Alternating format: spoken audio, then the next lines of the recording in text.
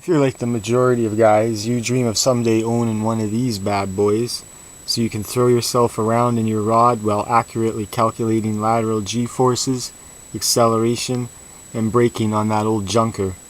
But times are tight all over, so what are we gonna do about it?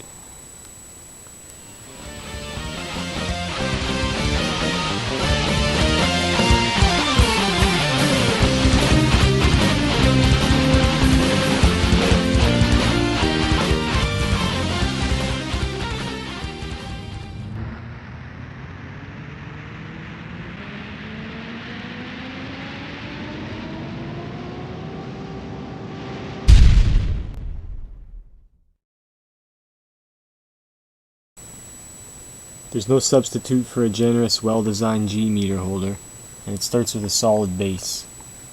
Any box won't do. No low-quality boxes will hold up to the abuse and extreme G-force, so you definitely need a high-performance box for a high-performance job. And I'm fresh out, so let's go get one.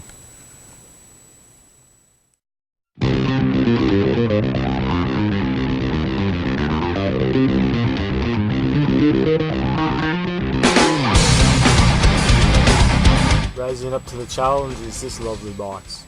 It wasn't cheap, but you get what you pay for, especially in high performance equipment. No guts, no glory, so let's get started. First step is very important. We need some precise measurements for a tight fit. This is a wonderful upgrade for an old car. I know this is an old beast, one from when dinosaurs and unicorns roamed free, but there's still something about it that gets my heart pounding. Maybe it's the brakes. Stuff is pretty thin, so it should be pretty simple to cut. So now it's time to transfer your blueprint measurements on over to the sheet. You might want to use a scrap box for your mock-up though. Times are tight all over.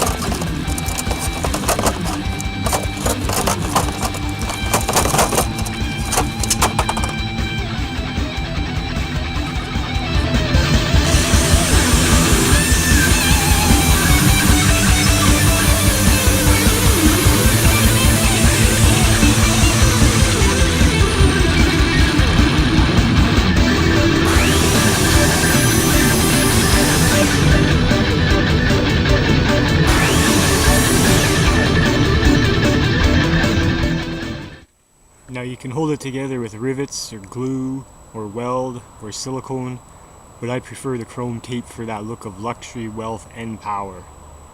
So anyways, that looks pretty secure there. Now it's almost time to drill the hole that will actually mount the main mechanism.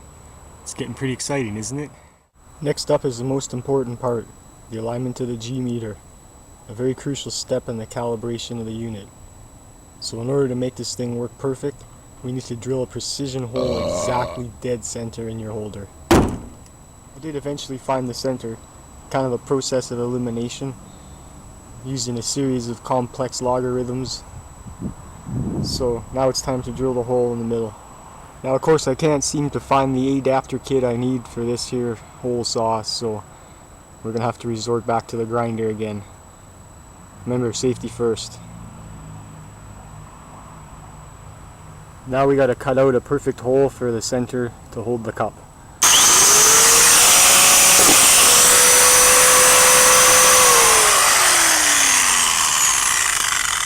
That should just about do her. Man, this thing's looking good. For the ultimate in luxury options and safety, the G-meter can be fully or partially padded. So you want to head on down to your local truck stop or gas station bathroom and pick yourself up one of these rolls. It's a good time to have a case of the runs. Alrighty, the safety padding has been installed, but what about those long cruise nights when you need a place to stash your sody? Well, the answer is a built-in cup holder. And all you need is one of these handy units.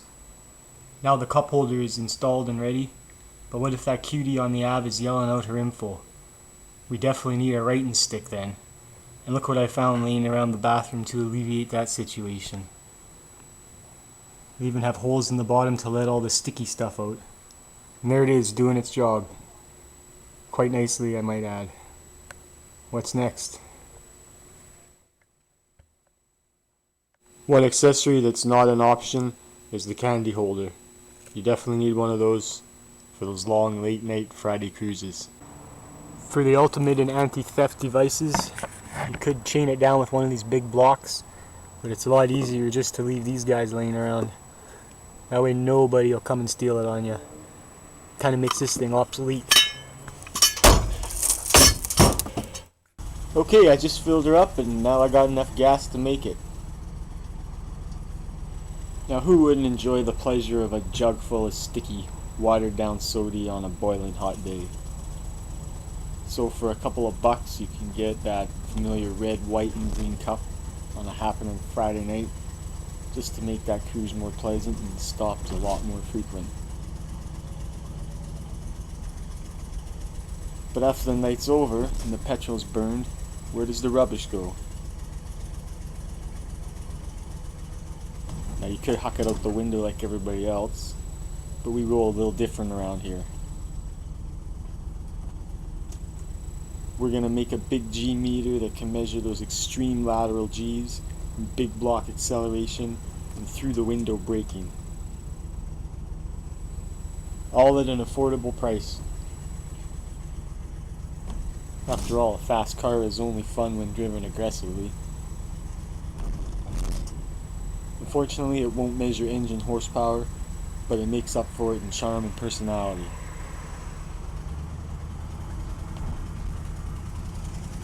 And it's a beautiful day for a much needed device to be created. Let's see what's on the 8-track.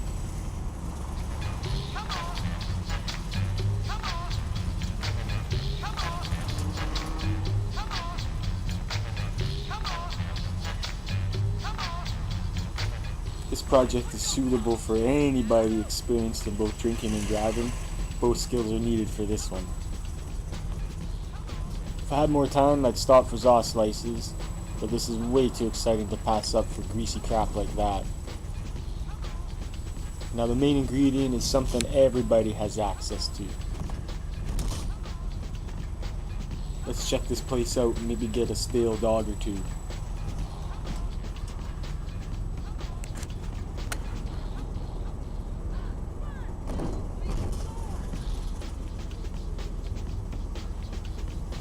Check out that front door service for us.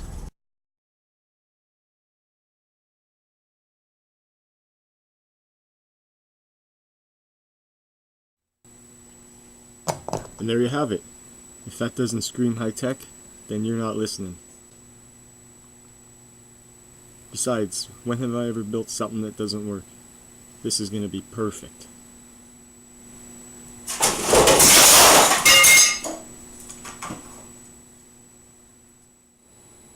It even doubles as a handy garbage can.